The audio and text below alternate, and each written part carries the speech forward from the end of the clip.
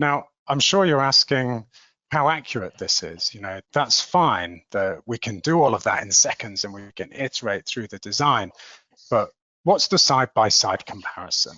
Well, on the left-hand side here, you can see the PDE solve of this bracket, and on the right-hand side, you can see the AI prediction with the same scale bar. And you can see that 95% confidence interval is really accurate. We've got an excellent prediction of the stress fields on these parts. So you know if that confidence interval is high, you can trust the data.